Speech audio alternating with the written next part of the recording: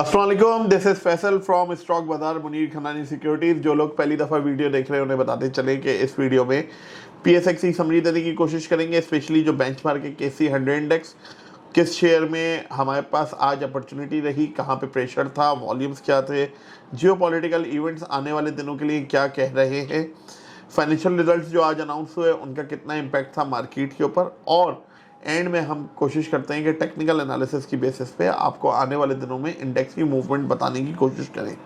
तो ये वीडियो जो होती है एक इन्फॉर्मेशनल और एजुकेशनल पर्पस के लिए होती है। तो जो लोग पहली दफ़ा वीडियो देख रहे हैं उनसे दरख्वास्त है कि काइंडली लाइक और सब्सक्राइब कर लें और अपने उन दोस्तों के साथ भी शेयर कर लें जो पीएसएक्स में काम करते हैं, ये करने का इरादा रखते हैं। बढ़ते हैं आज के वीडियो की तरफ।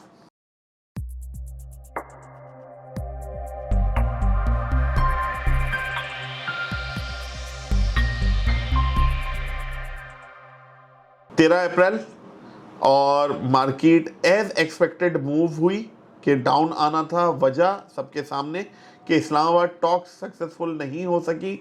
यूएस और ईरान किसी भी नतीजे पे पहुंचने से पहले अपने अपने रास्ते वापस। आज सुबह से हम काफ़ी जिसे बोलते हैं कि स्ट्रॉन्ग मैसेजेस, ट्वीट्स देख रहे हैं डोनाल्ड ट्रंप साहब की तरफ से कि जी ये जो स्ट्रेट ऑफ हॉर्मस है, आबनाए हरमस है, इसमें अब जो भी शिप ईरान को टोल टैक्स देके जाएगा उससे वो रोकेंगे। यानी कि एक नई जंग का फेज स्टार्ट होने वाला है and that is now of marine war. अभी तक हमने फ़िज़ाइया देखी थी सारी के इधर से ड्रोन उधर, उधर से इधर मिसाइल्स, और अब हम देख रहे हैं कि ये पानी में होने जा रही है जंग। चाइना ने क्लियरली स्टैंड लिया और कहा कि जी हमारे शिप्स आते और जाते हैं इसी रास्ते से और वो ईरान के साथ कारोबार भी करते हैं। अब एक अलग केओस क्रिएट हो रहा है, बहुत सारी चीज़ें हैं जो मार्केट में पैनिक और प्रेशर क्रिएट कर रही हैं। फिर हम रेफरेंस देंगे प्रीवियस वीडियोस का, जब कहा गया था कि 168 170 के पास माल को थोड़ा सा ऑफलोड कर दिया जाए, लेकिन उस वक्त ऐसा लग रहा होता है कि यार अब तो मार्केट ऊपर जाएगी तो शायद वापस ही नहीं आएगी और आज लॉस में बेच दिया तो कल तो और महंगा हो जाएगा। कुछ लोगों के साथ हुआ होगा, मेरे साथ भी ऐसा हुआ कि कुछ शेयर्स बेचे, उसके बाद वो जुम्मे वाले दिन मज़ीद बढ़े। मैंने थर्सडे को आधी पार्शली ऑफलोड की हैं कुछ चीज़ें, लेकिन जब जुम्मे को बढ़ी तो मैं भी हैसियत इंसान दिल दुखा के यार अभी रख लेते। लेकिन जब आज मार्केट का रिस्पांस आया और उसने साफ बता दिया कि जी आपका फैसला सही था, और अब वो जो मैंने 30-40% और शायद 50% की सेलिंग की है, अब वही तमाम चीज़ें मुझे नीचे के रेट पे मिल रही हैं। बार बार जिक्र किया था कि जी बैंकिंग सेक्टर में भी रेजिस्टेंस जोन के पास आ गया है। हबीब बैंक 310 से 317 के पास लगता है, ऑल्दो वो 307 से घूमा, तो जब घूम रहा था तो कंफर्मेशन आ गई कि जी अभी सेल कर देना चाहिए। फैसल बैंक हो या इसी तरह मैपल लीफ सीमेंट हो, 93 के पास बता दिया गया था कि यार इसकी सेलिंग है, रेजिस्टेंस है। अब ये तमाम चीज़ें जो होती हैं उस वक्त समझ में नहीं आ रही होती, लेकिन बाद में एहसास होता है जब आज की तरह 6600 पॉइंट्स नेगेटिव थी। बात कर लेते हैं आज के डेटा के ऊपर। केसी 100 इंडेक्स में वॉल्यूम्स रहे 324 मिलियन के, वेयर एज केसी ऑल जो है 738 मिलियन शेयर का काम हुआ। यानी कि आज जो है वो केसी 100 इंडेक्स में कम था। आज का जो लोएस्ट पॉइंट है वो 1,60,158, जब मार्केट 7,032 पॉइंट्स गिरावट के साथ मौजूद है। आज दिन का हाईएस्ट पॉइंट 1,63,612, जब मार्केट 3,580 पॉइंट तकरीबन इजाफे के साथ है, और क्लोजिंग आई 1,60,591, जब मार्केट 6,600 पॉइंट्स नेगेटिव थी। It means market through out the day negative रही।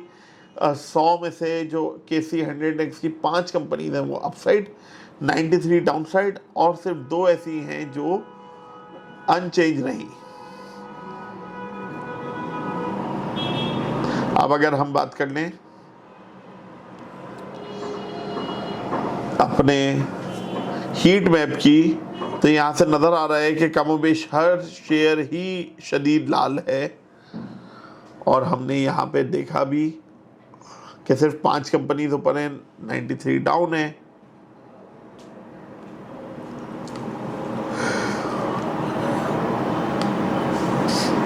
और कोई भी ऐसा शेयर नहीं है जो तबाही से ना बच सका हो।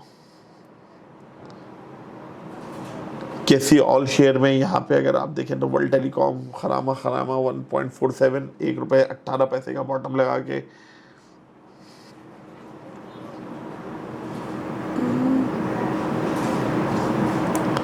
मैक्रो फूड्स, कोयल, QHP, पाखतर, जनरल तकाफुल,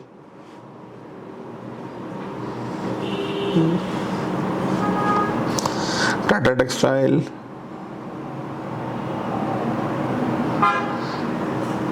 JDMT। खर्च ये कि जी ज़्यादातर शेयर्स जो हैं वो नेगेटिव ही हैं। अब अगर हम बात कर लें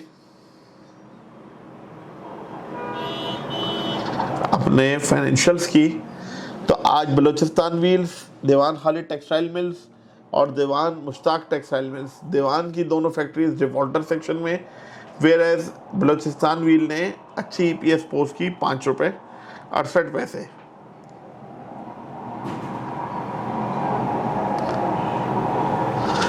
अब बारी है टेक्निकल एनालिसिस की बेसिस पे कि हम देखेंगे मार्केट की डायरेक्शन क्या हो सकती है।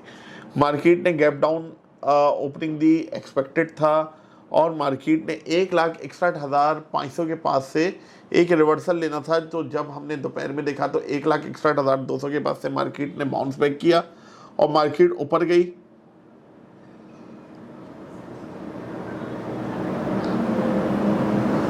तकरीबन मार्केट जो ऊपर गई है वो 1,63,612 तक गई और उसके बाद फिर डिक्लाइन, और मार्केट अब जो क्लोज हुई है वो 1,60,591।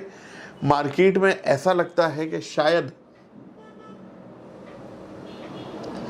एक सपोर्ट आ जाए 1,57,840 के पास। अब ये वो एरिया है जो बहुत ही क्रिटिकल है। अगर ये ब्रेक हुआ तो वी कैन फर्दर सी के जी हम 1,48,000 तक आ सकते हैं ग्रेजुअली। अदरवाइज 1,51,500 के पास एक सपोर्ट है, अगर वो भी सपोर्ट टूटी तो 1,48,500 एंड देन ग्रेजुअली 1,44 और 1,40 तक कहानी जा सकती है। अभी मार्केट में कोई पॉजिटिव ट्रिगर नहीं है सिवाय इसके कि ट्रम्प साहब कोई ट्वीट कर दें कि जी अब सब चीज़ें बेहतर होने जा रही हैं। 14 तारीख का इसमें हमें अभी बोर्ड मीटिंग का हमने जिक्र अपकमिंग कौन सी है उसका भी कर लेते हैं।